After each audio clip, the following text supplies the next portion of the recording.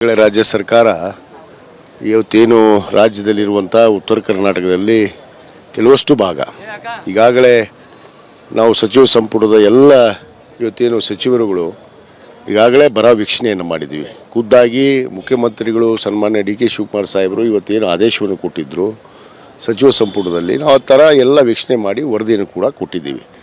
ಬೆಳೆ ಹಾನಿ ಆಗಿದೆ. ನಮ್ಮ ಮುಂಗಾರು ಇವತ್ತು ನಮ್ಮ ಕಡೆ ಹೆಸರು, ಸೂರ್ಯಕಾಂತಿ, ತೊಗರಿ ಬೆಳೆಯುವಂಥ ರೈತರು ಅವ್ರಿಗೆಲ್ಲರಿಗೂ ಸ್ವಲ್ಪ ನಷ್ಟ ಆಗಿದೆ. ಮತ್ತು ಅಲ್ಲಿ ಕಳೆದ ವರ್ಷದ ಒಂದು ಏನು ಅವ್ರಿಗೆ ಇನ್ಶೂರೆನ್ಸ್ ಬಾಕಿ ಇತ್ತು, ಆ ಬಾಕಿ ಇರುವಂಥ ದುಡ್ಡನ್ನು ಕೂಡ ನಾವೇನು ವರದಿ ಸಲ್ಲಿಸಿದ ತಕ್ಷಣ ಈಗಾಗಲೇ ಮಾನ್ಯ ಮುಖ್ಯಮಂತ್ರಿಗಳು ಆ ಎಲ್ಲ ಏನು ಹಳೇದು ಬಾಕಿ ಇರುವಂಥ ಎಲ್ಲ ಇನ್ಶೂರೆನ್ಸ್ ಹಣವನ್ನು ಈಗಾಗಲೇ ಬಿಡುಗಡೆ ಮಾಡಿದ್ದೀವಿ. ನಮ್ಮ ಜಿಲ್ಲೆಗೆ ಸುಮಾರು 20 ಕೋಟಿ ಇತ್ತು, ಬಾಗಲಕೋಟೆ ಜಿಲ್ಲೆಗೆ. ಅದನ್ನು ಈಗಾಗಲೇ ನಾವು ಅನುದಾನ ಬಿಡುಗಡೆ ಮಾಡಿ ಆ ರೈತರಿಗೆ ಸಿಗುವಂಥ ಕೆಲಸ ಈಗಾಗಲೇ ಮಾಡಿದ್ವಿ. ಇಂಥ ಸಂದರ್ಭದಲ್ಲಿ ಇವತ್ತು ಸದನ ನಡೆದಿದೆ.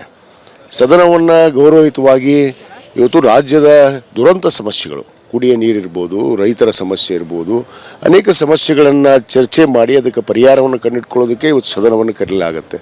ಇಂಥ ಸಂದರ್ಭದಲ್ಲಿ ಆ ಸದನವನ್ನು ನಡೆಯಕ್ಕೆ ಬಿಡದೇ ಇರೋದು ಇವತ್ತು ಎಷ್ಟು ಸರಿ?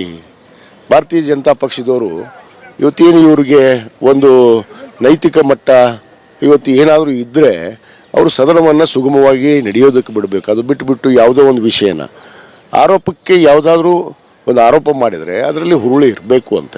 ಯಾವುದೇ ಹುರುಳಿಲ್ಲ. ನಾಗೇಂದ್ರ ಮೇಲೆ ವಿನಾಕಾರಣ ಇವತ್ತು ಆರೋಪವನ್ನು ಇವರೇ ಹೊರಿಸ್ತಾ ಇದ್ದಾರೆ.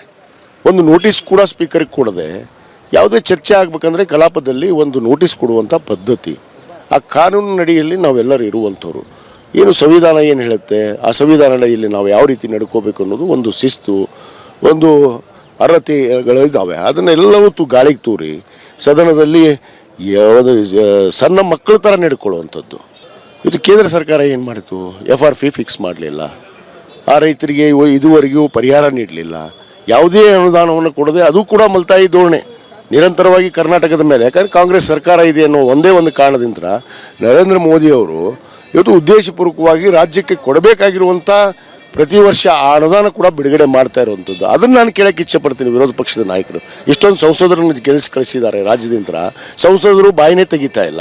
ನಮ್ಮ ಮುಖ್ಯಮಂತ್ರಿಗಳು ಸರ್ವಪಕ್ಷದ ಎಲ್ಲ ಸಂಸದರು ಕರೆದು ಏನು ನವದೆಹಲಿಯಲ್ಲಿ ಮೀಟಿಂಗ್ ಕೂಡ ಮಾಡಿದರು, ರಾಜ್ಯದ ಸಮಸ್ಯೆನೇ ಚರ್ಚೆ ಮಾಡಿದರು. ರೈತರಿಗೆ ಪರಿಹಾರ ಕೊಡುವಂಥದ್ದು ಇರ್ಬೋದು, ನಮ್ಮ GST ಅನುದಾನ ಕೊಡುವಂಥದ್ದು ಇರ್ಬೋದು, ಅದನ್ನು ಕೊಡೋದಂತ ಬಿಟ್ಟು ಕೇವಲ ರಾಜಕೀಯ ಮಾಡುವಂಥದ್ದು ಸರಿಯಲ್ಲ ಅನ್ನೋ ಮಾತನ್ನು ಹೇಳೋಕ್ಕೆ ಇಚ್ಛೆಪಡ್ತೇನೆ.